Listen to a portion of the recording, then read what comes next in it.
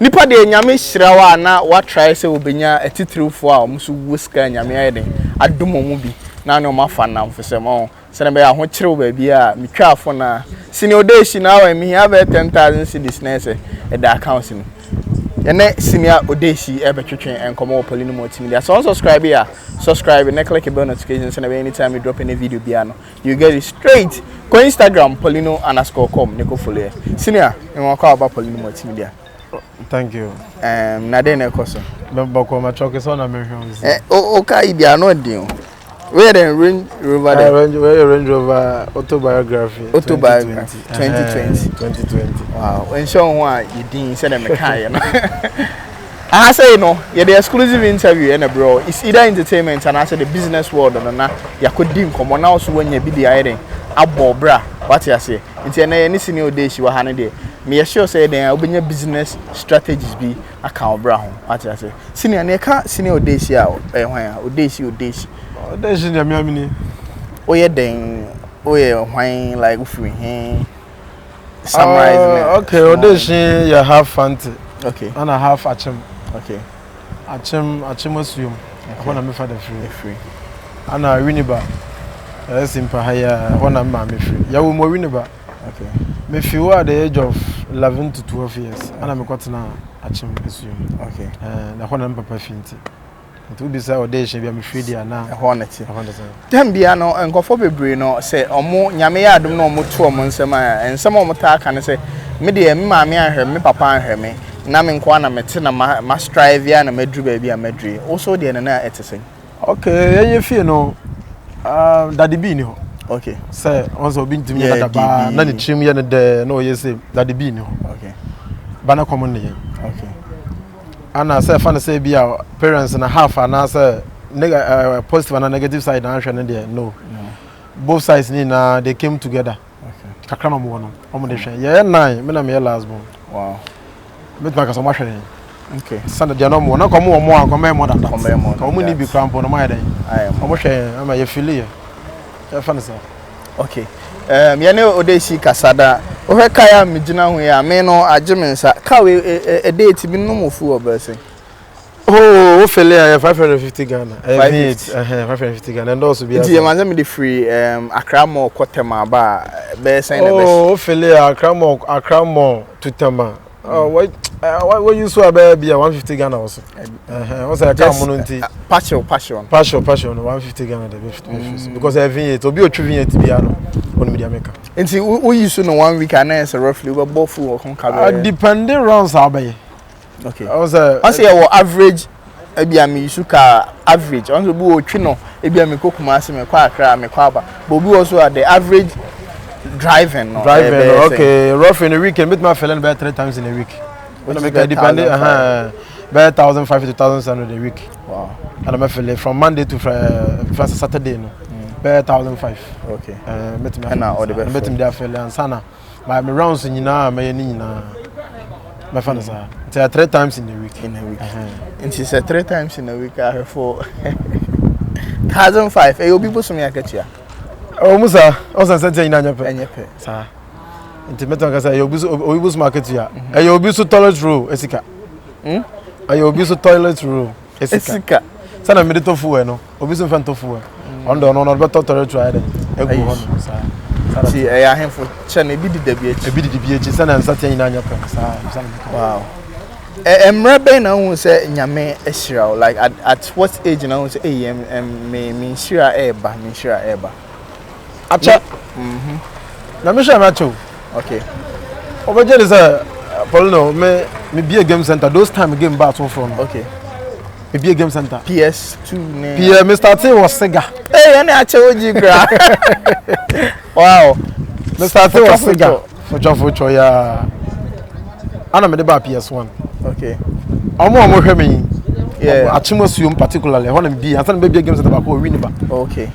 we started was Sega dey ba PS1 eba Nintendo eba PS2 eba boy Xbox wow that's what I since that time me talk say na nyame nhira ni bia bon say we are nya dey open na benya that time no na muska okay because that time na tiku easy aba so my ton 1 point na because meta by that time wow ntan muska ba ni na chi no say nyame na onim de ye eno ye man me hwere sa ne mani na o hwere investment sa ne mani na free me hwere ni na free ama me fi krom wo e ba back to win that was time I me lose my father 2012 okay me fi ho e ba win ba ti win ba no mu no ahọ na me hwere say no some person me ya hard ya eno ani akra wow what I say ti e was some ye dey oba akra nti o free akra man say when e ba akra na uni 1000 kra o dey emphasize say say investment na no wa nyina na ahye off kra na bibie ni obiem si afena na o say afena me started from at fresh me kind of say me started at fresh so picking them one by one. How was the feeling me ne kasai rapture vibes kasai na or the nyum bi to just say never give up but emprempi ne yemu bu o a anza nyoma bi say to a wabam etimi bu. How was the feeling say bia who say me my ye do pempen so na go. Also rapture nyum no ka say me was situation no the matter some chele bread and butter your God fail you never na me tia say no one say that situation no the matter some chele bread and butter your God fail you never Allah tia say no one say that nku na o sa anyum no say nku hu na be ne metumi atuni na wow na say one no o hwe I say e ade a wo so wa fam ma fam ana sa anyum no boy no so no kre real life no kre me hwe bibia no man pa ba me ka say okay amra kra okay Ghana no na kra Kumasi o info na nchen do a hoso ho ba no na kra good amra kra me ba kra no so na che Achesa. Nti wo akra den na o start young common details be but ye be say obi a wo hwe so ye den etimi nya bibi edi tu no ho fo ana me ba akra no de na meka ne say na madam fo bi ono bi ne shop ana ne me boa no okay asa bi apol no me ho no me bi shop na ba me nchen ya den ya boa me ye djuma shop ba coffee en de na kakra de no wanya tadi dimu ana menya link up in car business. Car business wasn't in my mind. Wow. Na nka me dreams ho. Se meton car. Ti no no, so we asan na kan nya dey open abenya. Nya me hye na eden. Ebem. Nti dey koba dey so link him into car business no. I want to scan start here then. Because we share car ya dey a wo ton ba ko bia na on fa so eso. Okay. O ya dey bia no boarding. Me fa so no boarding. Nti wo ton ko bia no fa so here eso. And me who say me start here no so mama dwen da ho. Na me start here here then. And I know wafa ebi mu am wo risk enti ma woni da ho mo. Yes. See, me can say me prepare that time say na be skakese na be fancy. Yes, this success. Yeah. So I say o. So time dem fam na me bia me hunu hu nyansa no. Yeah. Me start car business me can say I say me I was some sit upright. What I say, na me draw all my plans on board. Yeah. Say me ye we. Do nya dey happen na be so ya be but dey akra na be nya we ye. Ti ya sa na fe dey. E be che. Senior day sina dey ensem bebre ai den atudwane say opese oye skania e ma obamu embu owi ase da wati ase utu anamo na ankwa na wo pushi hada senior nti say ye hwa businesses to do say na we so far there na dey kan ho asem car no was started yeah it was started on 2015 6 years now 2015 I started car no and then artist management came in. Okay. It was a Rapture Vibes. Now I don't know if I'm so in come plans but it came in automatically. Now I was like, picky because no me panasam. Okay. Oh, discover run just because of panasam. Me panasam. Now I am baako. Okay. Oni konta kra ya ndwumbi. Ndwum na afa manesu kakra. Oni konta kra ya me kai konta kra rap no. Okay. Sa ndwum na ye no. Ana me ka boy no good. Ntia de me pikin no made maboa no na mstari say me na etu ntia no kwa etu ya me man is kind of studio no you say me di nechi o ko studio let me to come in me answer di nechi na e boost ni mo ra no enti aya sa no bi ka jam say no e bi do baby no I was saying na trans I friends because some artists be person bom din wa show you so e bi happen sa ama om blow you no e ko ba say wo no mu ni contract wa bo om enya me but omo ne managers okay e bi avent say trans contract alright Enti contract na eno be kan adwuma ho obi a fa the contract form ya dey kofie at agreement letter no obi agin dey kofie na start adwuma no officially anka start ya say adwuma tano de mu until 2017 yeah ana hu say your team bi we krom achimo so bi am say me father fi no I'm say no team we asa me koji omo me call up say me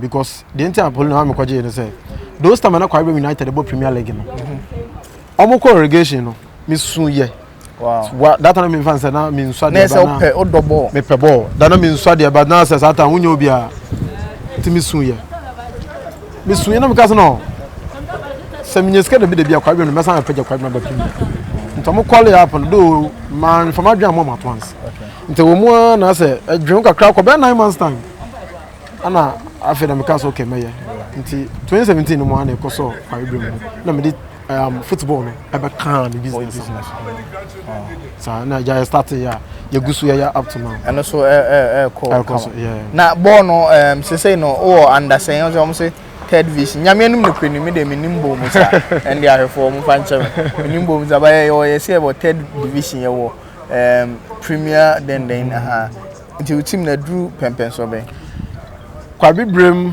efi premier eba first division. Okay. Anna Asanko second division. Okay. This is second division of Kwabra. Okay. Me looking outside. Met me mama qualify from second division to first. Oba first and some premier. Okay. Premier next why Kotokone. Na kwa John Kotokone has mo boya. Yeah. Okay. And then players no so there omo ye adwuma kama say dey ohwe. They say announcer Poleeno Ghana boy into ya. Okay. Opa Bokaya Ghana boy get feel 20 minutes ya. The main motive behind all this football is menya youth no nkola no e di bia den etukwan nti wo hwe team na nkola wo mpa afra okay nkola mo ni ade mo timbo second division no afra I bet me do motukwan okay nti players in the player bi all come see ya no say me kita 33 players see ya come mo come pro bia serious wa onye serious go me ne double kasa double frame wo bra na obi no soccer academy no like I said me know much about football. What is the difference between academy no and say team saying because me who say on also ball matches no okay I was over to me at the academy no over friendly matches okay Abraru register for Ghana league Omo league you only build the players motivate them for them to get all the hope they need. Okay. Now we don't mind them. It took another time one more teams can see our Ghana. We register. So in a way, you grooming them. Grooming them. You just groom them. Also, the team is a Wafa. Okay. West Africa. Almost also got copy. Okay. Almost na academy. Okay. Also na Fire Nord academy. Now I'm register. I'm register for Premier. Yeah. About Premier League boy. Academy na there. Obetim dey ato ho say this e be Odeeshie academy. Okay. But you can decide not to play the league or not. Oh, okay. But my register and register. But friendly matches in Kwana do mo to coin. Okay. The academy it's just a name. Okay. A name about that two teams. But my I be my to na bia Odeeshie academy and Poleeno academy. But but me wo team no wo existing team but power more league. Okay. Asa. And say bia obi here say we bia Canada, US and say any of the European countries now ohia player procedure be na obefa. Oh, or there on Facebook. Okay. About Kwabra United. Kwabra United. Kwabra United. KWAEBIBIREM.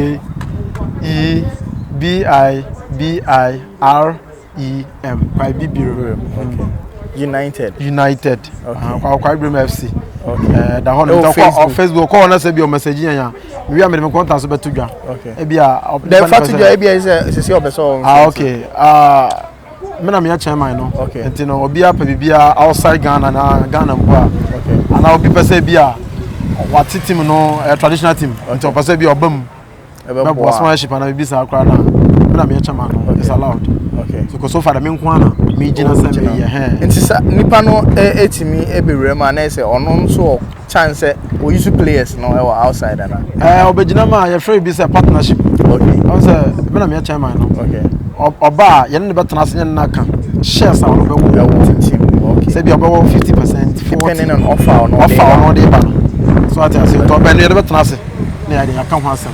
It is obi person contact me my number no my business line is 0248 03 6679 0248 03 6679 0248 03 6679. Yeah.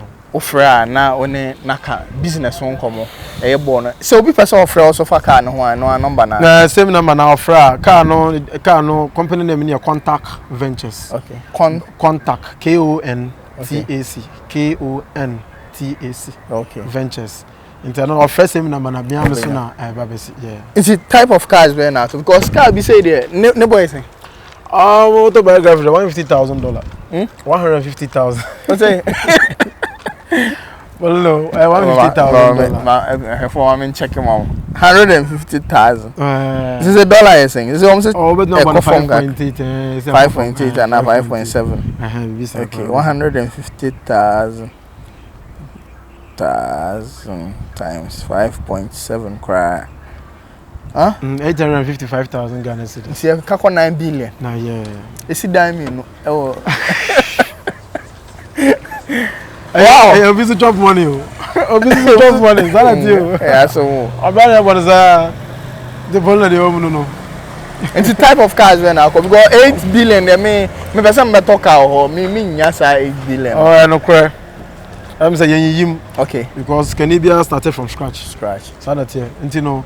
Also Corolla and I say be a Camry, Toyota Camry, Mercedes Benz in the door so start from C250 up to E300 S class. Nina Benya car be out Pebiano. Offer Benya Biamo. Because the entire may win say Obi as a omo tonkas me as my experience be Brinaya as a I no cry. I don't know. Okoport to see a Casaya. Yeah, mount trap picture. Okay. Say be akoport ujina e bia car ho no we twa picture. Officer bia hu oba charge each picture bia mo charge 150 Ghana. Okay. Just say bia hu on feel. So feel say mra kwan mo Ghana. And we dey and there 150 Ghana. For each car now there. Because be to be port. Onya access rural port. Onya rural Golden Jubilee. No ohun so bibie container kwa na car na eba no. No ojina we bia me no Poleeno bia me no nanam. Ya line ye ko. Ye nyina na ya sa level. E bia wo jina ho na metwa. Timenya say twa se nya wo yeden open no dey apie what I say o obey video akaka ho ente Poleeno imagine say bia obi akoya akoport na o share reflector na o kwa sa video ni na obagina di oh ente apie sa na ni pada da o say sisi apambo na me ko yika but me kope na me peka to me ka bi yi na me ka to na me hu bi na me frɛ you follow up nipa ne say can the no more free port na mention 5k na say be den na wakasa bebre na me da ma adwun na ma contact ka say we mo mfi fraud enti na ma me bisa no credit on say you say ade adekum kwase ya yeah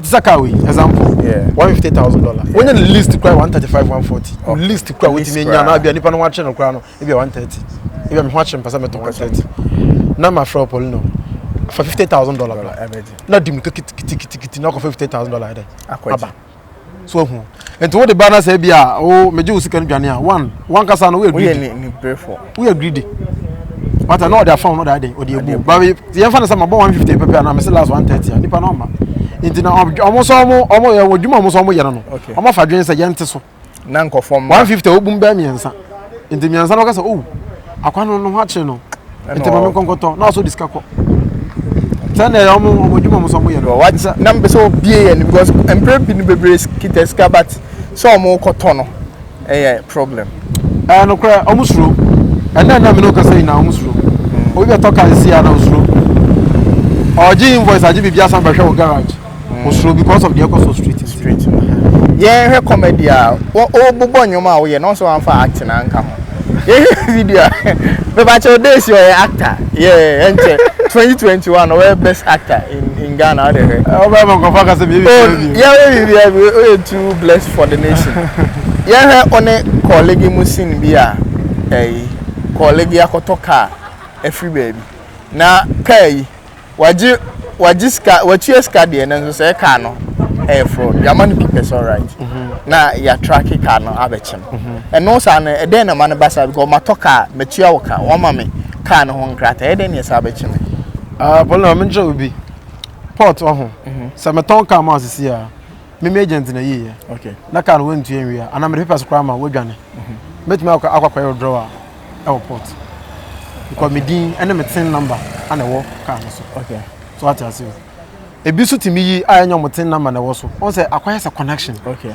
obi ni mo bi wo ho okay wo ni mo bi me so me ni mo bi ya fa na say ma je wo car me de adwane paper na yi okay me de chawo na sani agent bia obe wura mu a eden akoko yi paper na ba e say kwan abofa so wura mu de mintim nkyere mu ha obe wura mu akoko yi paper na eden aba to bon say mo kuta original papers 2 so hu papers no kuta mo A2 Baby hon my na bank payment no ada commercial bank na eco bank eno ya na omunya photocopy okay no mo dey adan am dey account ti say me kai ese ya no paper ira metimi akoyi ba me yi abi wo ho me nya eco bank na original okay bo me nya photocopy na adan account ti sa na yetimi de ton car nta man ko so enya sa advantage no so auto car am ho da na me photocopy ka ho na bra woni mi asem bi amba ho obi for so de balance photocopy ba ko talechire na original ka ho kra ba ka so akwa dem talk asana ye tanya hwe wow me catch was an interview in enko no I mean ubenya nyoma bia eden asua free because me ne business tago na eden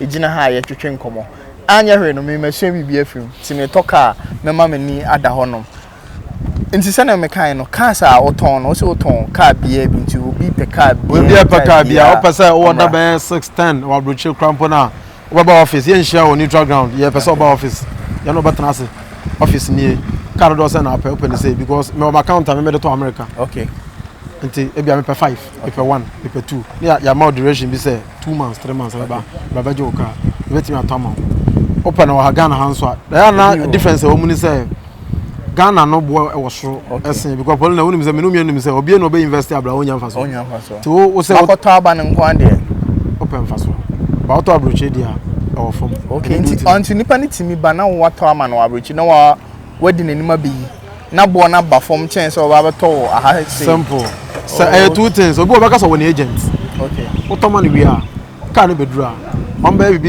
your free be separation if you 5 cars 4 cars no container on be separation na each car be any documents okay enti no say bia car o ma na me do paper iden ama fam we agent no nyima obi also so onimo bia na yan be yama okay an agent ya obe 5 subscribe bro kra ba e bo no be ba form chen so obeto Ghana ha because Ghana dey me to ba crampo na me fa so wow adwuma na ya because obi a invested for 2 months 3 months na onya fa so nti obi so betimi aba obra bia o tua na nkakra for a period of time say bia mama was 6 months fetch you car no na is na yeah okay na ye jai and then because implications be bro e bitim ko be police station because they say anu e de bob se anya no na de de tua abaka so o enchakura 2 weeks mama time ne be so no onya okay e bia no so de na tu bi so ne nsanya den anka na de confusion but ma anu de mojai for now ya me no kasa idea da bi mejai okay number de betimi ayama na say obetua more than half na ya man time bi no de tua say bia 6 months 1 year no obe spread this kind of mind there mojai okay number I think there 0248 0366 79 all right nti wherever you are bia here car bia no na wa friend number me check Kofi Kinata my biggest fan me check Kofi Kinata sir o ba rap here for me check Matia oh wherever you are bia no dey friend 0248036679 na free ope car bia anytime bia na expensive ones no we encha meto atiase nti so person talk bra na free ne be talk e bia wo he wani je team sem no ho opese ode o player bi ba and I say and I only players players player bi opese oba bia no it depend to say ano meje from 15 to 20 okay that's their rare age no rare age 15 to 20 because person register third division okay ebo I don't know and be grooming kola no okay I'm fitness na so na motu kwan go to be to kwa bra wonya fit okay the 15 to 20 player bi already no oba coach be hwe o na ya de obaka camp na ya follow e a card some documents bi na follow age o hwe na say bia ye ni anje ho dia na wako back na bia some other time no what's about all right Enche ye compassion for or final words and to the mechanic say Rabon ya bonna easy. Okay. Obi emu anko si fie 20. Okay. Otoka 20. And I otoka be 100. Ba brand ya bonya dia open na obenya. Yankopon no bo wi ase no. Ono nim de ote de oyase. Ade bia open na no so wunya ya nyavem. So na rapture kind also situation no the matter. Okay. Some are chilling, bread and butter. Your God will never ever fail you. So what I say. Enye jide onyankopon mu. Ade bia wo ye bia no. So wo ton bidie kura, so wo ton dem kura na nya jide den egom. Asa ode vim ye den. Ehjem no amfa ndi agro, fa vim shem say we na me ye. Me sana me jide this year. So dem me ye bia me de vim ye den ehjem. Sana me ma youth no for now. Okay. I think say a photo a very nice piece. Now social media handles where on Facebook Isaac Konto. Isaac Konto. Konto ne KONTOH. Okay. KONTOH. Konto. Ana Instagram near Ike_official. Ike_official_boss. Okay, underscore boss. Okay. Ana I think the snap there Konto na kontono na snap. I think so. Mention that and post this. Social media fans. We say you be business tips kitten bia e be boa yin e be boa me na boa wo. So ati ase. Nti ye kono celebrity be pa na o feeling. Hey Kinata o. Kofi Kinata. Me come ponche. Ade. Sure. Some your fans have fun. Okay. But oh you too deep. I mean, nenyom no otia. Oh yeah, na Kofi Kinata there. So why wait here nyoma on nenyom there. Poleeno na minim na say woni pa kono na say anyan wo. Na nenyom be pa na yo. Nenyom na minim mi na to. Me ka de yo de pa. There me dead there be 6. To mu ba ko. Or ba ko bia na nsen ya. Okay. I say coronavirus. COVID-19. Men fend agro crowd. Oye wo. Why the fever na bobo wo. Oh, the anti-sense, anti-taste. Me yo into me ndidi. Run in your code. Into me now mo you feel dizzy. Oh you who papa, yellow bay was say baby. Asia welcome kuminyipa. Europe welcome kuminyipa na Africa so da go asam papa. Soja suro corona. Malam suro corona. Lawyer suro corona. Wala pastor yo suro corona. Dayehu dayatinto bia suro corona. Dayewo dayatinto bia suro corona. Tiwusu suro corona. Show nose mask saluko chroma. Mama we free 2 meters social distance wa ponanon. Oro wonsa fa semina ye hand sanitizer no for bi fa ye mental poipoi. Nenye hwe ya na atena fie. Sesa de yenchimachima. Yenchima mpona yeshia. Yenshiyempo na yechiechia jai kasatenti na twenty-eight Kofi na dayehu dayatinto bia suro corona. Wow. And what me di nyum we nyina ba. I think a very good. Yeah, sure. Sanyum no. Era of COVID. What is Kinata so hwemia. Ya try say be share no. Many Frank Nero ba na say busy. Once omo no. I don't focus on me too no. Minjin tum sa. Okay. Because me medjuma me ezi ai. Paul no obi me frame ya 3 days pra. Baby, share. Yentime share na ba ha. Ntime me feel some busy ni bi. Yeah. What I say once me dey enwom to me dey bo aka ho ansa na car. Santo bi frame nyini na me timi dey. Efantime ya. So me free artist bi ana na me nya na. First me maka bi da. So mo ye too no. Okay. Ba me hu say busy ana mo ya. Ba bia kinata obi asa hweme a. Asa me ni share one on one. Oh, Poleeno Multimedia so dey there. What I say. Kinata. There and there. I was somewhere link up because a fan. Ana Poleeno only one thing. I say me person na me artist no. Etunyo. We don sell ho ma me keke. All right. What I say. Dey tie bia na dey be shim. You be shim angwa.